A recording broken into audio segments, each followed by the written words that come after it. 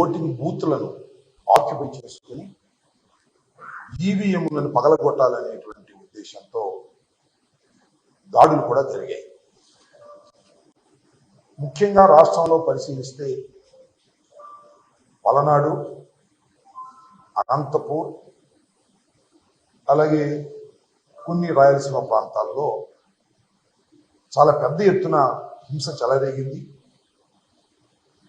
కొన్ని సందర్భాల్లో పోలీసులు కంట్రోల్ చేయలేక చేతులు ఎత్తేసినటువంటి సందర్భం కూడా కనిపిస్తుంది. ముఖ్యంగా అనంతపూర్లో కానీ పర్టికులర్గా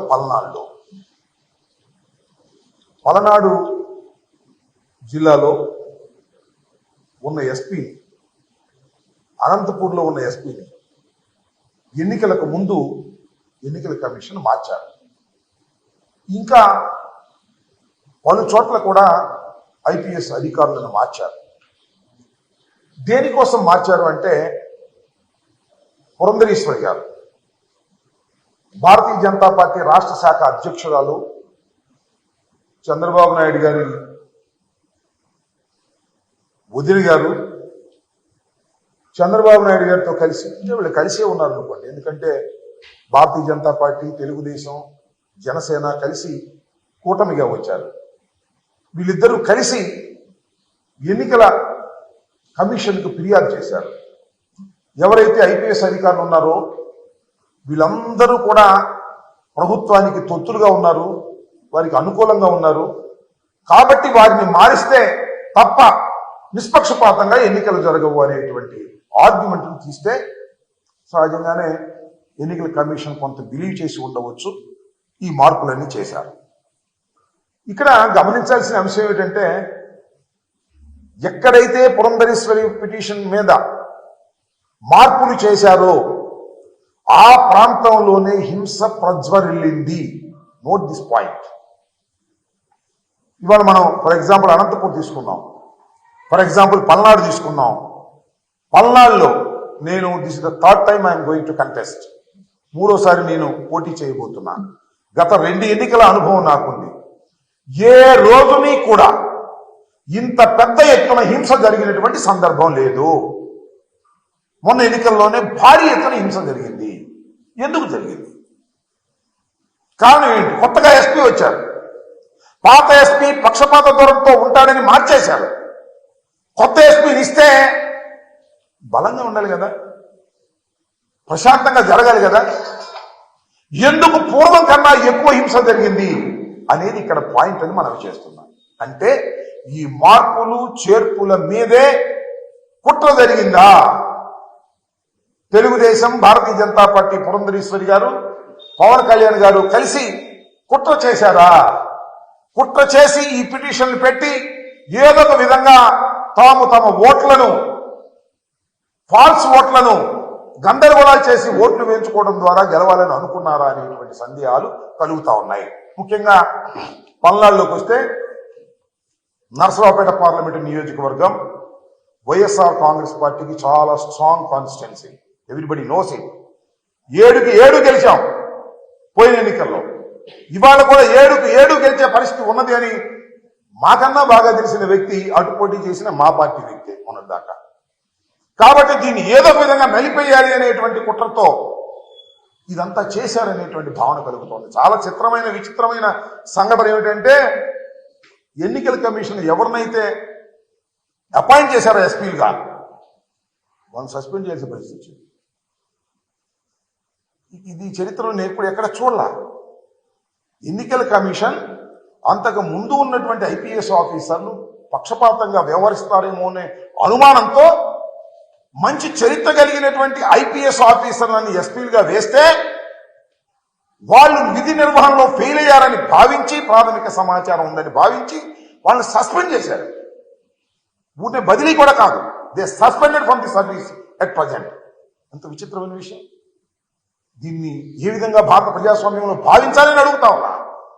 దీని వెనుక నేను ఒకటే మనవి చేస్తున్నా, నేను ఓడిపోతాను అని అనుకున్న రోజున నారా చంద్రబాబు నాయుడు గారు రాక్షసంగా వ్యవహరిస్తాడు. తనకు అధికారం రాదు అనుకున్నప్పుడు హింసను ప్రజ్వలింపజేస్తాడు.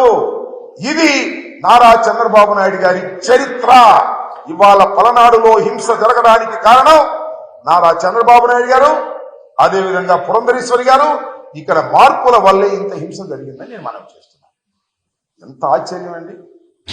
పోలింగ్ రోజున అలో లక్ష్మణ అని అల్లాడుతుంటే, తలలు పగిలిపోతుంటే పోలీసు రీచ్ కాలేకపోయారు. కొన్ని ప్రాంతాల్లో మాచర్లలో కానీ, లేకపోతే మన గురజాలలో కానీ, నర్సరాపేటలో కానీ, సత్తెనపల్లిలో కానీ కొన్ని ప్రాంతాలు వెళుతుంటే అక్కడికి పోలీసులు రీచ్ కాల. కొట్టుకుని ఆగిపోయి చాలే ఆగిపోయారు. ఇది పరిస్థితి. ఒక ఎమ్మెల్యే ఇంటి మీద రాళ్లు వేసే పరిస్థితి. నర్సరావుపేటలో ఎమ్మెల్యే ఇంటి మీదకి వెళ్లి దూకి కార్లు పగలగొట్టి చేసినటువంటి సందర్భం. అదేవిధంగా నాకు సంబంధించి నా చీఫ్ ఎలక్షన్ ఏజెంట్ నా సన్నిలా వెళితే కారు మొత్తం పగలగొట్టారు. కంప్లైంట్ చేస్తే పోలీసులు రారు, కేసు రిజిస్టర్ చేశారు. దీనికి పోటీగా మనం కేసు రిజిస్టర్ చేయాలని ఒత్తిడి చేస్తూనే దర్జీ చేయాలనుకుంటున్నారు.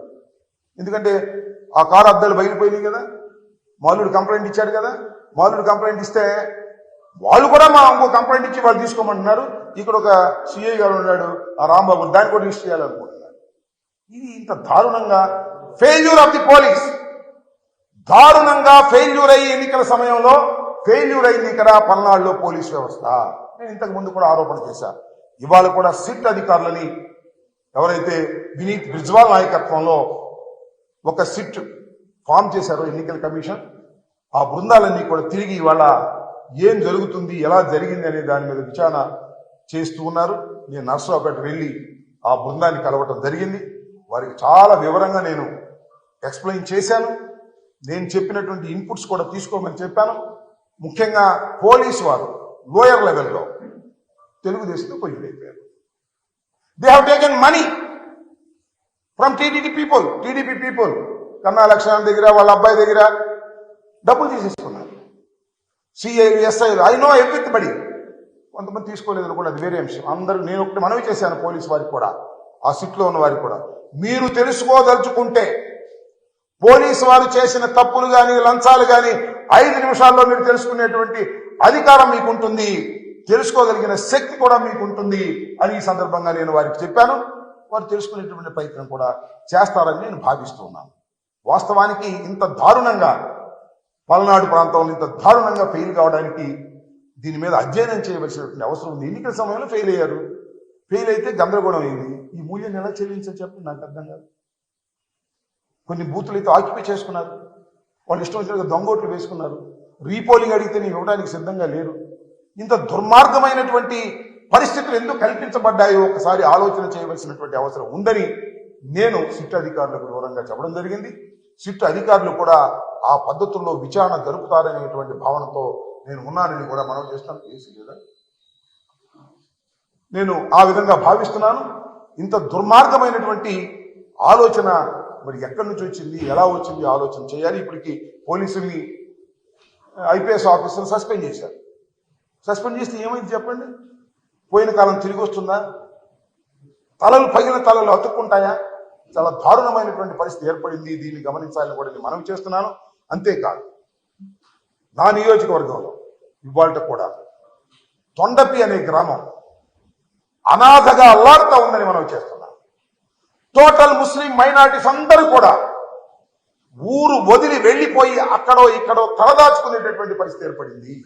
ఇంత దారుణం అండి. ఒక కల్చరల్ సొసైటీలో, ఒక రక్షణ కలిగినటువంటి సొసైటీలో, ఒక ప్రజాస్వామ్యంలో ఊర్లో ఉన్న ముస్లిం మైనారిటీస్ అందరూ కూడా ఎక్కడెక్కడికో పిడుగురాళ్ళ దూర ప్రాంతాలకు వెళ్ళి తలదాచుకోవాల్సినటువంటి పరిస్థితి ఏర్పడిందంటే ఏమిటి ఇంకా మానవ సమాజం ఉందా లేదా ఆలోచించమని మనం చేస్తున్నాం. నిన్నగా ఆ సిట్ అధికారిని కలిసినప్పుడు కూడా చెప్పారు, తొండపిలో శాంతి భద్రతలు లేవు, ఎక్కడెక్కడో తలదాచుకున్నారు, వాళ్ళందరినీ తీసుకురండి, వాళ్ళందరినీ తీసుకొచ్చి ఆ ఇళ్లలో ఉండే విధంగా చేయాలని. ఏం చేశారండి? తొండపిలో ఇళ్ళు తగలేశారు, ముస్లింస్ ఇళ్ళు తగలేశారు. అంతేకాదు ముస్లింలు బైకులు, బళ్ళు మొత్తం తగలేశారు. దారుణంగా ప్లాన్ గా చేసి పోలింగ్ అయిపోయిన రోజు సాయంత్రం చాలా దారుణంగా వ్యవహరించారు. అలాగే మాదల్లో కూడా జరిగింది. మాదల్లో తట్టుకోగలిగారు, కానీ తొండపిలో మాత్రం తట్టుకోలేక గ్రామాలు వదిలి పారిపోయినటువంటి పరిస్థితి. చాలా చోట్ల నుంచి నాకు ముస్లింస్ ఫోన్ చేస్తారు, ఏమండి తొండపి వాళ్ళు మా దగ్గరికి వచ్చారు, వాళ్ళు రక్షణ కల్పిస్తున్నాం, ఏంటంటే తొండపి ఎప్పుడు వెళ్తారు ఏంటని. నేను మనవి చేస్తున్నా, మీ ద్వారా సిట్టుకి మనవి చేస్తున్నా, మీ ద్వారా పోలీస్ అధికారులకు మనవి చేస్తున్నా. కొత్త ఎస్పీ గారు ఇంకా జాయిన్ అయినట్టుగా లేరు, వాళ్ళందరికీ మనవి చేస్తున్నా. తొండపిలో శాంతి భద్రతలు నెలకొల్పే విధంగా చూడండి. ఎవరైతే ఇళ్లు వదిలి పారిపోయి ఎక్కడో తలదాచుకుంటున్నారో వాళ్ళందరినీ తీసుకొచ్చేటటువంటి ప్రయత్నం చేయండి. ఇలాంటి పరిస్థితి నేను ఈ మధ్యకాలంలో ఎప్పుడు చూడలేదు. ఊళ్ళు వదిలిపెట్టి వెళ్ళిపోయినటువంటి పరిస్థితి, లా అండ్ ఆర్డర్ ఏమైపోయింది ఈ సమాజంలో అనేటువంటి బాధ కలుగుతా ఉంది. తొండపి మీద దృష్టి పెట్టి అక్కడ ఉన్నటువంటి ఇళ్లను సరిచేసి ఎవరైతే పారిపోయి బతుకుతున్నారో వాళ్ళందరినీ తీసుకొచ్చే కార్యక్రమం చేయవలసినటువంటి బాధ్యత మానవతా దృక్పథంతో కూడా ఉంది, చట్ట ప్రకారం కూడా ఉంది. ఆలోచన చేయమని మనవి చేస్తున్నా. నేను భావిస్తున్నాను ఈ సిట్ వచ్చిన తర్వాత అనంతపూర్లో కానీ లేదు పల్నాడులో కానీ విచారణ జరిగిన తర్వాత చాలా మంది నేరస్తులు, ముఖ్యంగా దీనిలో నేరస్తులు పోలీసు వారే, బయట వారు ఏం కాదు. డబ్బులు ఇస్తే తీసుకున్న వాళ్ళు, సమయానికి డ్యూటీ చేయని వారు, అలసత్వం వహించేవారు, నువ్వు చేసుకోరా బాబు అనేవాడు, వాళ్ళందరి మీద యాక్షన్ తీసుకోవాల్సిన అవసరం ఉంది. నేను సిట్ వారికి కూడా చెప్పాను, ఎవరైతే క్యాండిడేట్స్ దగ్గర డబ్బులు తీసుకున్నారో, మెతగ్గా ఉండాలని ప్రవర్తించారో వారందరి మీద యాక్షన్ తీసుకోవాల్సినటువంటి అవసరం ఉన్నది. అదేవిధంగా సత్తెనపల్లిలో ఉన్నటువంటి రాంబాబు అనే సిఐ మీద కూడా నేను ఎన్నికల కమిషనర్కి రిటర్న్గా ఇచ్చాను, ఎస్పీకి రిటర్న్గా ఇచ్చాను, ఐజీకి రిటర్న్గా ఇచ్చాను, సిట్ వారికి కూడా రిటర్న్గా ఇచ్చాను. దాని మీద కూడా విచారణ జరిపి యాక్షన్ తీసుకోవాలి. కొంతమంది పోలీస్ అధికారుల మీద నేను మనవి చేస్తున్నాను. ఇంత అరాచకం జరిగిన తర్వాత, ఇంత law and order problem create అయిన తర్వాత, ఇంత దౌర్జన్యాలు జరిగిన తర్వాత, ఇంత వైఫల్యం జరిగిన తర్వాత పోలీసు వారి మీద యాక్షన్ తీసుకోకపోతే ఖచ్చితంగా ఇంక సమాజం ఉండదని కూడా మనం చేస్తున్నాం. ఒక తప్పు చేసిన వారి మీద శిక్ష జరగాలి. జరిగినప్పుడు సమాజం బాగుపడుతుంది. మళ్ళా భయం వేస్తుంది, ఎస్ మనం డ్యూటీ సరిగ్గా చేయకపోతే ఇంకా మనకు శిక్ష తప్పదు అనేటువంటి భావన కలిగే విధంగా ఈ సిట్ న్యాయం చేస్తుందని, ఖచ్చితంగా ఎవరైతే పోలీసు అధికారులు అలసత్వంతో ఉన్నారో, ఎవరైతే కరప్ట్ అయ్యి డ్యూటీని చేయలేదో వాళ్ళందరి మీద వేటు వేయవలసిన అవసరం ఉంది. ఇప్పటికే కొంతమంది సస్పెండ్ చేశారు, అవసరమైతే రిమూవ్ చేయాల్సినటువంటి అవసరం కూడా ఉంటుంది. ఎన్నికల సమయంలో పోలీసు వ్యవస్థ ఫెయిల్యూర్ ఎంత దారుణాలు జరుగుతాయి, ఫలితాలు తారుమారవుతాయి, ప్రజల యొక్క అభిప్రాయాన్ని వ్యక్తం చేయలేని పరిస్థితి వస్తుంది. కాబట్టి పోలీసు అధికారులు దీని మీద యాక్షన్ తీసుకుంటారని, రాజ్యాంగం వారికి కల్పించినటువంటి హక్కును సద్వినియోగం చేసుకుంటారనేటువంటి విశ్వాసంతో నేను ఉన్నాను. అదే విషయాన్ని వారికి కూడా చెప్పడం జరిగిందని కూడా ఈ సందర్భంగానే మనం ఎవరైనా అటువారైనా ఇటువారైనా మా వాళ్ళు కూడా కొన్ని చోట్ల అగ్రెసివ్గా ఉంటే ఉండవచ్చు, నేను కాదు నాను. That is also failure of the police. ఒక చోట బ్రేక్ చేసినట్టయితే ఆటోమేటిక్గా వాళ్ళు కూడా బ్రేక్ అయిపోతారు. అలసత్వంగా వ్యవహరించినటువంటి వారి మీద తప్పనిసరిగా యాక్షన్ తీసుకోవాలని మీ ద్వారా అధికారులను కోరుతున్నాను.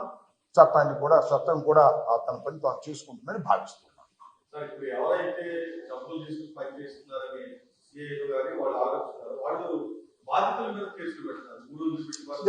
ఏంటంటే ఎవరైతే తెలుగుదేశం దగ్గర డబ్బులు తీసుకుని యాక్ట్ చేస్తున్నారో ఇప్పుడు ఏం చేస్తున్నారంటే, చిన్న విషయం, ఒక జెన్యూన్ కేసు ఉందనుకో, genuine case counter case false case పెట్టిస్తున్నారు. ఈ police officer for example Rambabu అన్ని ఎస్ఐలకి ఫోన్ చేసి ఆ కేసు విషయండి ఈ కేసు విషయండి చెప్తున్నాడు. ఇప్పుడు నేను అడుగుతా ఉన్నా, ఎలక్షన్ రోజు జరిగినటువంటి ఒక దౌర్జన్యం మీద ఫర్ ఎగ్జాంపుల్ నేను ఒక కంప్లైంట్ ఇచ్చాను, అది రిజిస్టర్ చేశాను. నన్ను ఇబ్బంది పెట్టాలని ఇవాళ కంప్లైంట్ తీసుకొస్తున్నారు. కంప్లైంట్ తీసుకొస్తే అర్థం అయిపోతుంది కదా, పోలీసు వారికి అర్థం కదా.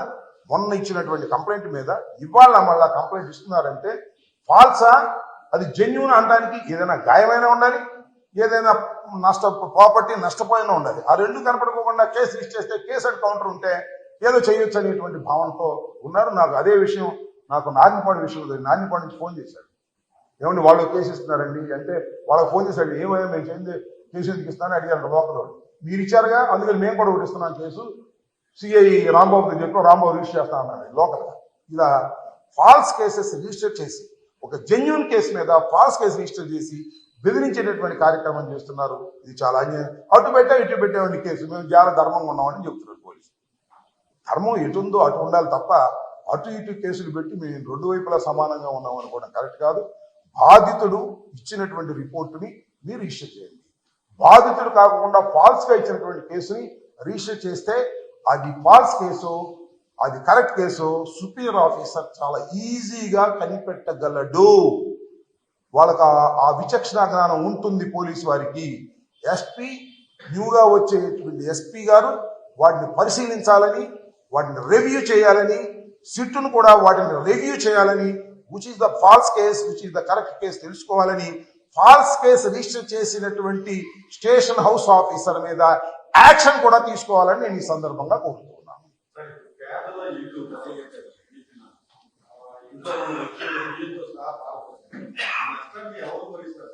We will see later. నేను చూద్దాం. ఇప్పుడు ఫర్ ఎగ్జాంపుల్ తొండపి ఉంది. తొండపిలో అంతా ముస్లిమ్స్ పాపం. ఏ రోజుకి ఆ రోజు రెక్కాడితే కానీ డొక్కాడినటువంటి ప్రజానీకం వారి మొత్తాన్ని, వారి వాస్తుల్ని ధ్వంసం చేశారు. ఇళ్లు పాల్గొట్టారు, ట్రాక్టర్లు కాల్చారు, స్కూటర్లు, బళ్ళు, 2 వీలర్స్ మొత్తం కాల్చారు, ఇంట్లో వస్తువులన్నీ కాల్చారు. వారికి ఏదో ఒక ఆర్థిక సహాయం ప్రభుత్వం వైపు నుంచో పార్టీ వైపు నుంచో చేయాల్సిన అవసరం ఉంది. దాని మీద కూడా ఆలోచన చేస్తాం. తప్పనిసరిగా నేను మనవి చేస్తున్నా, చెప్పడం కొద్దిగా అతిశయక్తి ఉంటుందేమో కానీ జగన్మోహన్ రెడ్డి గారు మనం చెప్పాడు కదా, ఏమీ తేడా ఉండదు. 4వ తారీఖు పోలింగ్ అయిన తర్వాత 9వ తారీఖు జగన్మోహన్ రెడ్డి గారు విశాఖపట్నంలో ముఖ్యమంత్రిగా ప్రమాణ స్వీకారం చేయబోతున్నాడు. మళ్ళా వచ్చేది జగన్మోహన్ రెడ్డి గారే. ఎన్ని కుట్రలు, ఎన్ని కుతంత్రాలు చేసినా జగన్మోహన్ రెడ్డి గారే మళ్ళా ఈ రాష్ట్రానికి ముఖ్యమంత్రి అవుతారు. ఒకటి చెప్తున్నా, పొద్దున్నే ఉదయాన్నే బయలుదేరి వచ్చారు. తండోపతండాలుగా జనం వచ్చారు, మహిళలు వచ్చారు, వృద్ధులు వచ్చారు, వర్కింగ్ క్లాస్ అంతా కూడా వచ్చారు. దేనికోసం వచ్చారప్ప? చంద్రబాబు నాయుడు గారు గొప్పతనం నుంచి వచ్చారా? చంద్రబాబు నాయుడు గారు అద్భుతమైన పరిపాలన నుంచి వచ్చారా? అబ్బో చంద్రబాబు నాయుడు దేవుడు ఓటేద్దామని వచ్చారా? No no. జగన్మోహన్ రెడ్డి నా బిడ్డ, అమ్మ వడిచాడని వచ్చారు. జగన్మోహన్ రెడ్డి నా బిడ్డ, వృద్ధాప్య పెన్షన్ ఇచ్చాడు అని వచ్చారు. డ్వాక్రా మహిళ రుణమాఫీ ఇచ్చారని వచ్చారు. రైతు భరోసా నుంచి వచ్చారు. నా బిడ్డను మళ్ళా గెలిపించుకోవాలనేటువంటి కుతూహలంతో లక్షలాది మంది, కోట్లాది మంది ఓటర్లు ఉదయంనే బారు తీరారంటే అది ప్రభుత్వ అనుకూలత తప్ప ప్రభుత్వ వ్యతిరేకత కాదు. Note it. 4వ తారీఖున మళ్ళా చూస్తారు మీరు. జగన్మోహన్ రెడ్డి గారు అద్భుతమైనటువంటి మెజార్టీతో గెలవబోతున్నాడు. పాజిటివ్ ఓట్ చాలా అద్భుతమైనది. చాలా మంది అంటున్నారు, ఏమండి పోయినసారి కన్నా పోలింగ్ బాగా పెరిగిందా, ప్రభుత్వ వ్యతిరేకత ఉంటుందని ఆశపడుతున్నారు వాళ్ళు. నేను మనవి చేస్తున్నా, 2014లో తెలంగాణలో కేసీఆర్ వచ్చాడు. 2018లో జరిగింది మనకన్నా ముందు, 1 సంవత్సరం ముందో 6 నెలల ముందో. 2014లో ఉన్న ఓట్ల శాతం కన్నా 2018లో ఓట్ల శాతం పెరిగింది. మళ్ళా కేసీఆర్ వచ్చాడు. ఇక్కడ కూడా ఓట్ల శాతం పెరిగింది. మళ్ళా జగన్మోహన్ రెడ్డి అధికారంలోకి వస్తాడు. దానిలో ఏ విధమైన సందేహం లేదు. ప్రజలు ఉదయాన్నే లేచి వచ్చి జగన్మోహన్ రెడ్డి గారి గుర్తు ఫ్యాన్కు వేసి తృప్తిగా ఇంటికి వెళ్లాలనేటువంటి ఉద్దేశంతో వచ్చి గంటల తరబడి సైతం లైన్లో నిలబడ్డారనే విషయాన్ని దయచేసి మర్చిపోవద్దని మనం చేస్తున్నా. జగన్మోహన్ రెడ్డి గారే మళ్ళా ముఖ్యమంత్రిగా కాబోతున్నారు. 9వ తారీఖున ఇంతకు ముందు బొత్స సత్యనారాయణ గారు ప్రకటించినట్టుగానే విశాఖపట్నంలో ప్రమాణ స్వీకారం చేయబోతున్నారు. సరే, ఇక్కడ జరిగిన గొడవల వల్ల కానీ పోలీసులు వైఫల్యం చెందని ఆరోపిస్తున్నారు కాబట్టి మీ విజయావకాశాల మీద ఉన్న ప్రభావం ఏ విధమైన ప్రభావం ఉండదు. నా విజయావకాశాల మీద కానీ లేదా వైఎస్ఆర్ కాంగ్రెస్ పార్టీ విజయావకాశాల మీద కానీ ఏ విధమైన ప్రభావం చూపలేదు. కొన్ని చోట్ల సైక్లింగ్ లాగా రిగ్ చేసుకున్నారు. ముఖ్యంగా నార్నిపాడు, చీమలమర్రి, దమ్మాలపాడు గ్రామాల్లో వాటి మీద నేను రీపోలింగ్ అడిగాను. ఎలక్షన్ కమిషన్ రీపోలింగ్ సుముఖంగా లేదు ఎవరని చెప్పారు. దీన్ని అవసరమైతే I will go to the court also. నాకేం ఓటమి భయంతో కోర్టుకు వెళ్తున్నాను అనుకోకండి. అసలు ఇలా రిగ్గింగ్ జరిగిన ఇంత అడ్వాన్స్డ్ సొసైటీలో 2-3 కూర్చుని వారి గుర్తు మీద నొక్కుకునే పరిస్థితి వచ్చినప్పుడు why you are not open the camps ఏదైతే ఉన్నాయో, మన దాన్ని ఏమంటారు, ఎఫ్ క్యాంప్స్, అవి ఓపెన్ చేస్తే కదా అర్థమయ్యేది. ఎందుకు ఓపెన్ చేయరు అనేది నా పాయింట్. ఒకసారి ఓపెన్ చేసి ఎవరైతే దొంగ ఓట్లు వేసుకున్నారో వాటిని రీపోల్ చేసి మనం శిక్షించామనుకోండి, ఇలాంటి వాటికి పరిసమాప్తం అవుతుంది. దానికోసం నేను I'm try to approach the court. వస్తున్నారా, that is a different matter. చాలా మంది అనుకోవచ్చు అవన్నీ రీపోల్ జరగకపోతే అమరరావు ఓడిపోతాడే భయంతో అని. No, never. అత్యధికమైన మెజార్టీతో నేను మళ్ళా చెప్తున్నా, పోయినసారి కన్నా 1 ఓటైనా ఎక్కువ వస్తేనే అది నా నైతిక విజయం. లేకపోతే నా నైతికంగా విజయం కానట్టు లెక్క అని కూడా మరొకసారి ఐఎమ్ రీటరేటింగ్. మీరు అనుకుంటున్నారు ప్రజలు ఎంత అద్భుతంగా ఉన్నారో. నా మనసుకు తెలుసు, నా కళ్ళకు తెలుసు, ప్రతి ఊరు తిరిగాను, ప్రతి చోటకి వెళ్ళాను. ప్రజలు అద్భుతంగా జగన్మోహన్ రెడ్డి గారికి ఓటు వేయాలని అనుకుంటున్నారు. అందువల్ల నాకు ఓటు వేశారు. నేను అద్భుతమైన మెజార్టీతో గెలుపొందుతాయని కూడా మనవి చేస్తున్నాను.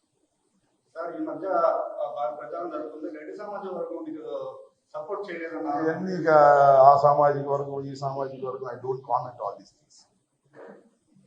అన్ని సామాజిక వర్గాలు జగన్మోహన్ రెడ్డి గారి వైపే ఉన్నాయి. ఒకటి సామాజిక వర్గాలు కొద్దిగా తక్కువగా ఉన్నాయి, అంతే తేడా.